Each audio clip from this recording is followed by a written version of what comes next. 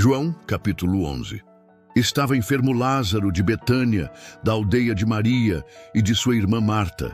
Esta Maria, cujo irmão Lázaro estava enfermo, era a mesma que ungiu com bálsamo o Senhor e lhe enxugou os pés com os seus cabelos. Mandaram, pois, as irmãs de Lázaro dizer a Jesus: Senhor, está enfermo aquele a quem amas. Ao receber a notícia, disse Jesus: Esta enfermidade não é para a morte, e sim para a glória de Deus, a fim de que o Filho de Deus seja por ela glorificado. Ora, amava Jesus a Marta, e a sua irmã, e a Lázaro. Quando, pois, soube que Lázaro estava doente, ainda se demorou 2 dias no lugar onde estava. Depois, disse aos seus discípulos: Vamos outra vez para a Judéia.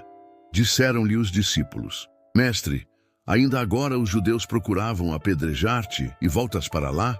Respondeu Jesus: Não são 12 as horas do dia? Se alguém andar de dia, não tropeça, porque vê a luz deste mundo. Mas se andar de noite, tropeça, porque nele não há luz.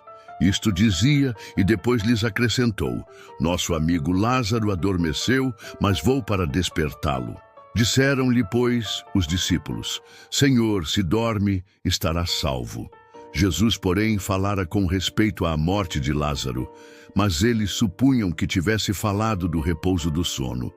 Então, Jesus lhes disse claramente: Lázaro morreu, e por vossa causa me alegro de que lá não estivesse, para que possais crer, mas vamos ter com ele. Então Tomé, chamado Dídimo, disse aos condiscípulos: Vamos também nós para morrermos com ele. Chegando Jesus, encontrou Lázaro já sepultado. Havia 4 dias. Ora, Betânia estava a cerca de 15 estádios perto de Jerusalém. Muitos dentre os judeus tinham vindo ter com Marta e Maria para as consolar a respeito de seu irmão. Marta, quando soube que vinha Jesus, saiu ao seu encontro. Maria, porém, ficou sentada em casa. Disse, pois, Marta a Jesus: Senhor, se estiveras aqui, não teria morrido meu irmão. Mas também sei que, mesmo agora, tudo quanto pedires a Deus, Deus te concederá. Declarou-lhe Jesus: Teu irmão há de ressurgir. Eu sei, replicou Marta, que ele há de ressurgir na ressurreição, no último dia. Disse-lhe Jesus: Eu sou a ressurreição e a vida. Quem crê em mim, ainda que morra, viverá, e todo o que vive e crê em mim não morrerá eternamente. Crês isto? Sim, Senhor, respondeu ela. Eu tenho crido que tu és o Cristo, o Filho de Deus que devia vir ao mundo. Tendo dito isto, retirou-se e chamou Maria, sua irmã, e lhe disse em particular: O Mestre chegou e te chama. Ela, ouvindo isto, levantou-se, depressa, e foi ter com ele. Pois Jesus ainda não tinha entrado na aldeia, mas permanecia onde Marta se avistara com ele. Os judeus que estavam com Maria em casa e a consolavam, vendo-a levantar-se depressa e sair, seguiram-na, supondo que ela ia ao túmulo para chorar. Quando Maria chegou ao lugar onde estava Jesus, ao vê-lo, lançou-se-lhe aos pés, dizendo: Senhor, se estiveras aqui, meu irmão não teria morrido. Jesus, vendo-a chorar, e bem assim os judeus que a acompanhavam, agitou-se no espírito e comoveu-se, e perguntou: Onde o sepultastes? Eles lhe responderam: Senhor, vem e vê. Jesus chorou. Então disseram os judeus: Vede quanto o amava. Mas alguns objetaram: Não podia ele, que abriu os olhos ao cego, fazer que este não morresse? Jesus, agitando-se novamente em si mesmo, encaminhou-se para o túmulo. Era este uma gruta, a cuja entrada tinham posto uma pedra.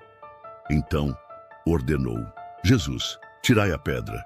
Disse-lhe Marta, irmã do morto: Senhor, já cheira mal, porque já é de 4 dias. Respondeu-lhe Jesus: Não te disse eu que, se creres, verás a glória de Deus? Tiraram então a pedra. E Jesus, levantando os olhos para o céu, disse: Pai, graças te dou porque me ouviste. Aliás, eu sabia que sempre me ouves, mas assim Falei por causa da multidão presente, para que creiam que tu me enviaste. E tendo dito isto, clamou em alta voz: Lázaro, vem para fora.